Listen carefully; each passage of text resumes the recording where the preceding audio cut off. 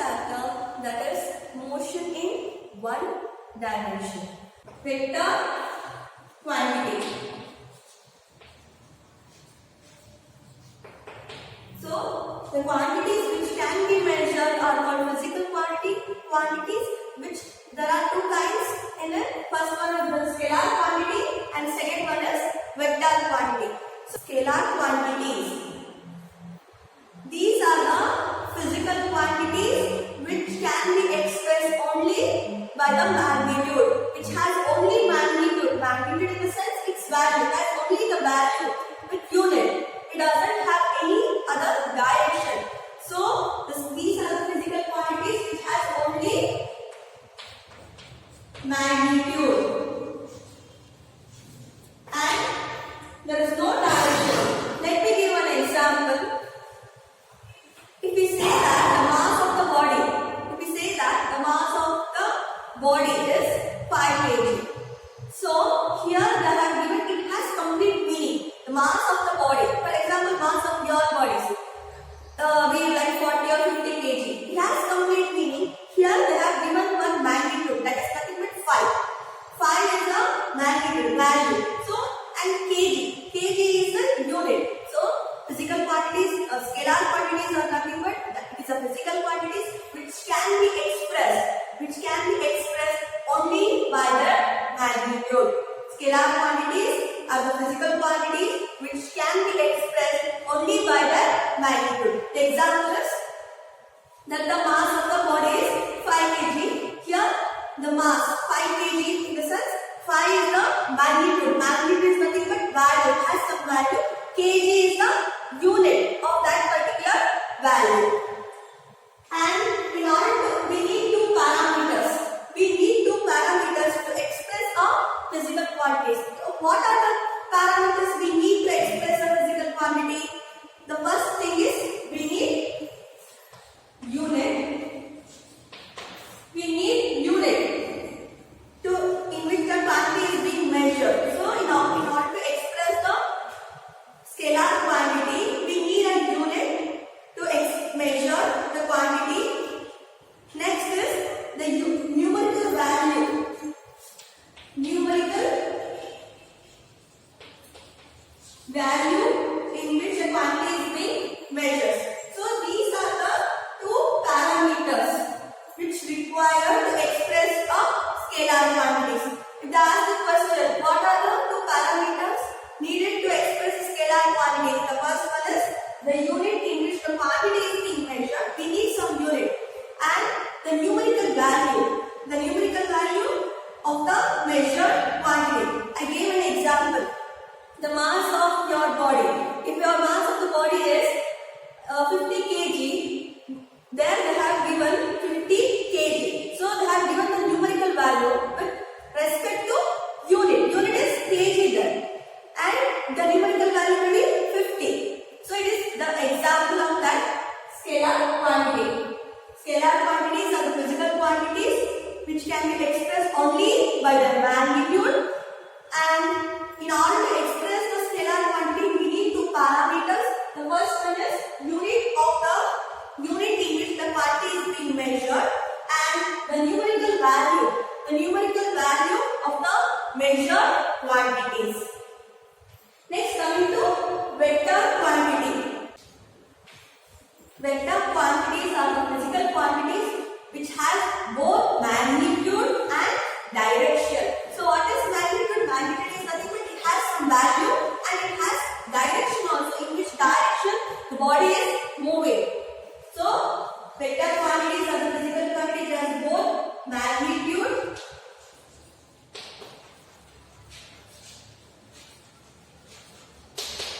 and direction. The physical quantities require the magnitude as well as the direction to express them. The physical quantities which require the magnitude as well as the direction to express them, that we call as a vector quantities. So it has complete meaning there. So magnitude, the value, and with respect unit, and also it has some direction. Can anyone give example for this vector quantity? This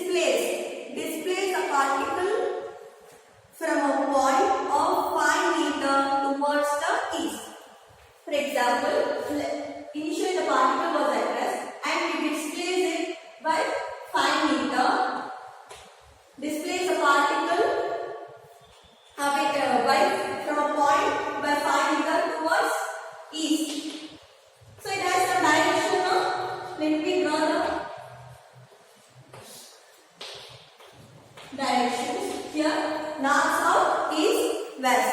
So here, a particle will be displaced from a point by 5 meter towards east.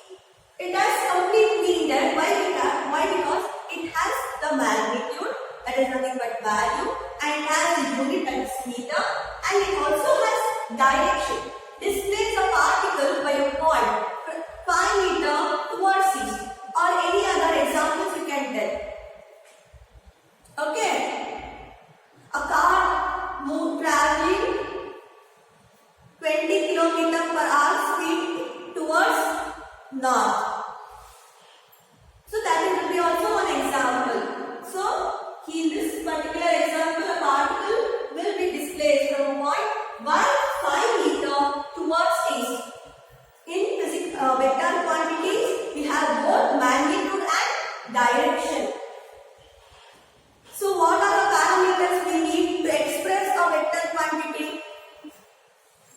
First one is the unit and magnitude, and the third one is direction. So these are the three parameters we need to express a vector quantities. So what are the parameters? Unit, magnitude and direction. So let me give few examples for scalar quantities.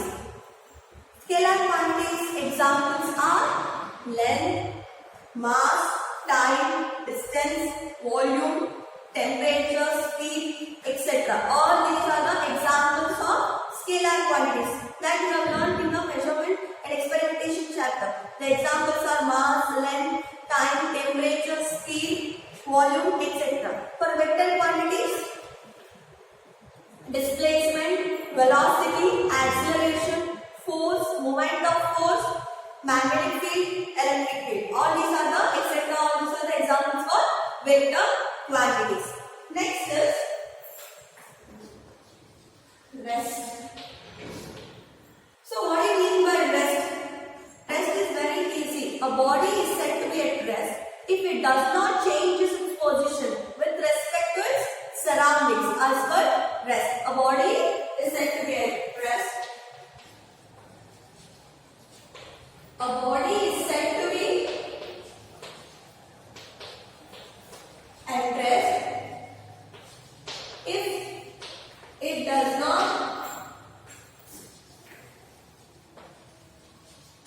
changes its position with respect to its surroundings.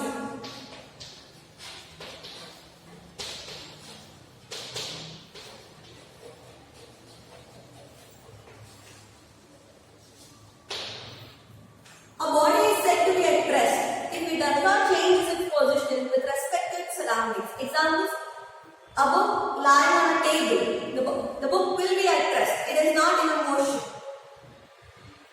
Any example, other examples you can give. A tree. When you are traveling on a car, at that time the car will be in motion, whereas the tree will be at rest. Or a stone lying on the ground, it will be at rest. It will not move. So what is rest?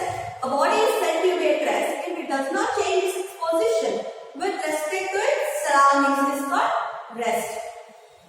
Next, motion. So a body is said to be motion if it changes its position with respect to its immediate surroundings. It is called motion. Here only you can define using the terms the rest and motion. A body is said to be in motion if it changes its position with respect to its surroundings. A body is said to be in motion if it changes its position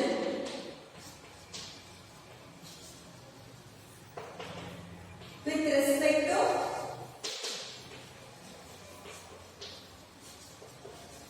its immediate surroundings.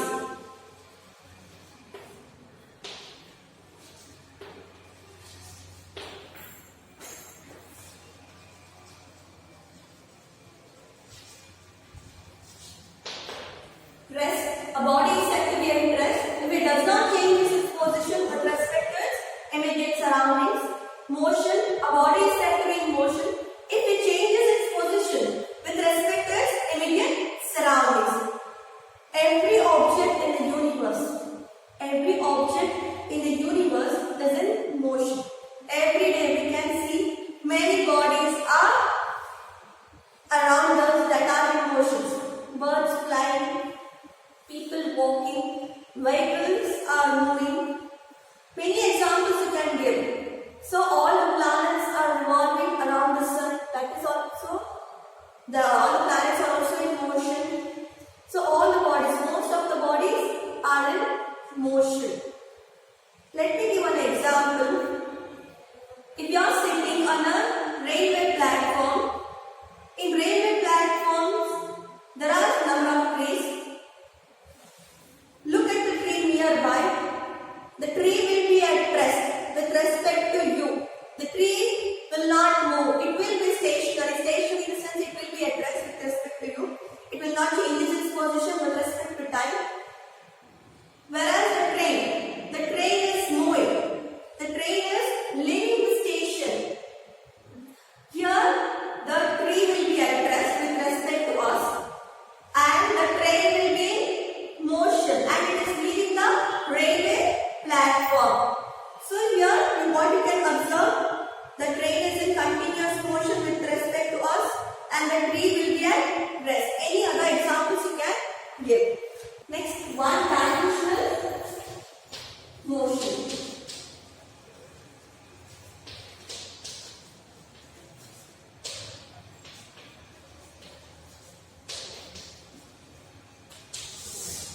So what is one-dimensional motion? Anyone? It has only one dimension. A body is said to be, when a body moves along a straight line path, its motion is said to be one-dimensional motion. When a body moves along a straight line path, its motion is said to be one-dimensional motion. Here in the definition, in the given title only we can define it. One-dimensional motion. When a body moves along a straight line path, its motion is said to be one-dimensional motion. When a body moves along a straight line path, its motion is said to be one-dimensional motion. A train moving on a track. The motion of a train in a straight track, that is also one-dimensional motion. And a car moving on a long and straight road. It is also basic example for one-dimensional motion. One-dimensional motion is nothing but when a body moves along a straight line path, its motion is said to be one-dimensional motion. The examples are the motion of a train on a straight track. When a car moving on a long straight road, that is also one-dimensional motion. Next is representation of one-dimensional motion.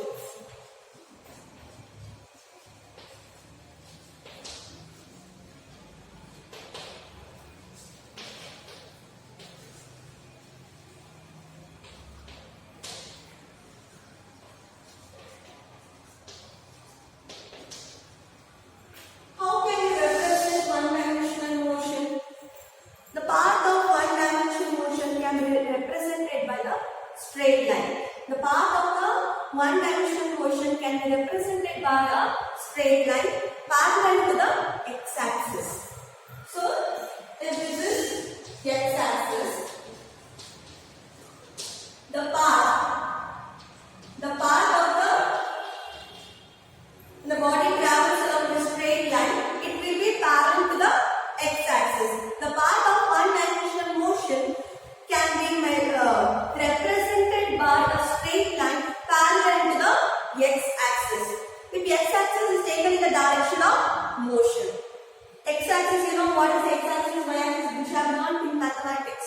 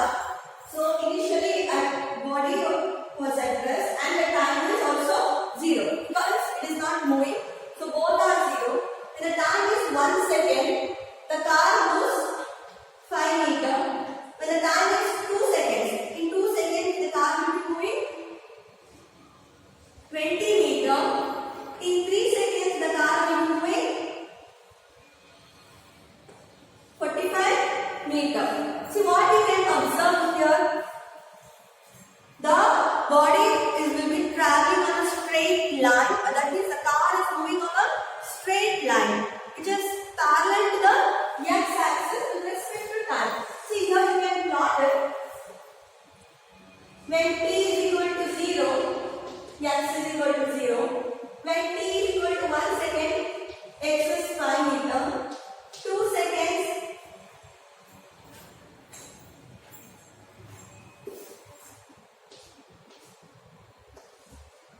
the body will be moving 20 meter, the car will be, sorry.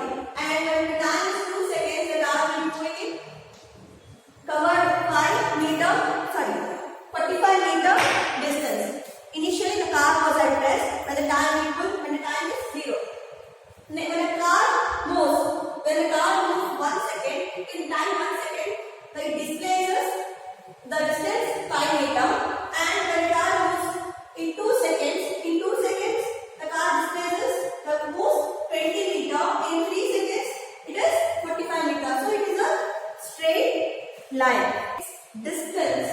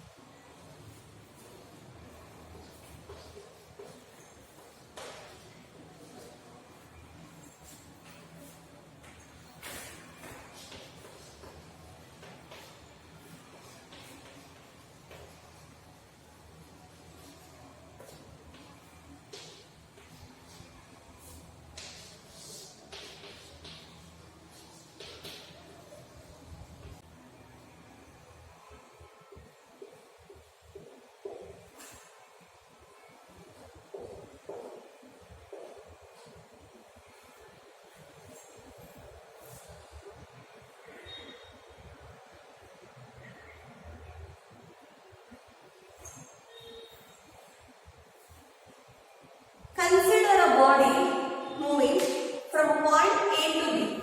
Consider a body moving from a point A to B along the path as shown in the figure. Consider a body moving along the path from A to B. The total length of the path from A to B. The total length of the path, that is AB, is the distance. So what is distance? The total length of the path through which the body moves is called distance. The total length of the path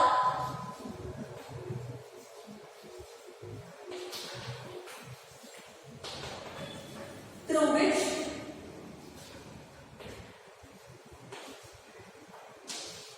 the body moves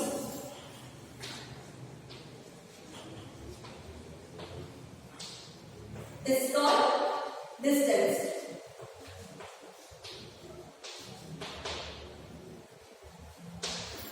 Distance is a scalar quantity and the assignment of, we measure distance through meter. Distance is a scalar quantity, we measure the distance by the meter, the unit of distance is meter. So what do you mean by distance? The total length of the path. The total length of the path, this is the total length of the path, it is not a straight line. The total length of the path through which the body moves is called distance. Next is displacement. Can you observe the dotted lines there? The dotted lines from position A, from point A to B. Displacement is nothing but the shortest distance between from the initial position to final position. The shortest distance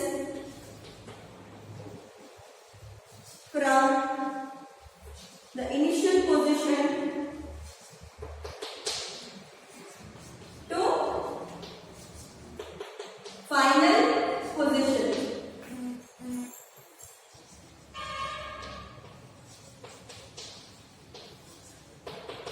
So displacement has both magnitude and direction. So what is displacement? It is the shortest distance. See, length for distance, it does not travel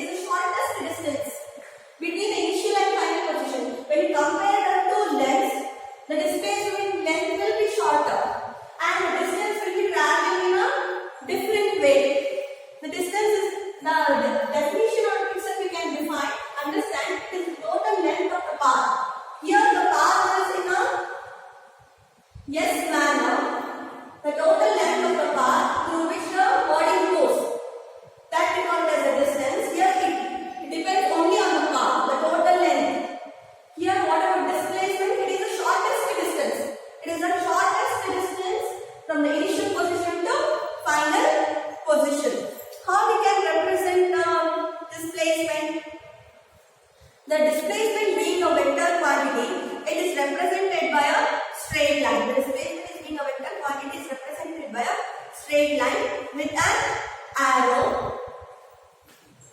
See, like this. The displacement being a vector quantity, it is represented by a straight line with an arrow. The tip of the arrow on the straight line represents the direction of motion. The tip of the arrow represents the direction of motion. And the straight line indicates the body is moving in a straight line path, and the tip of the arrow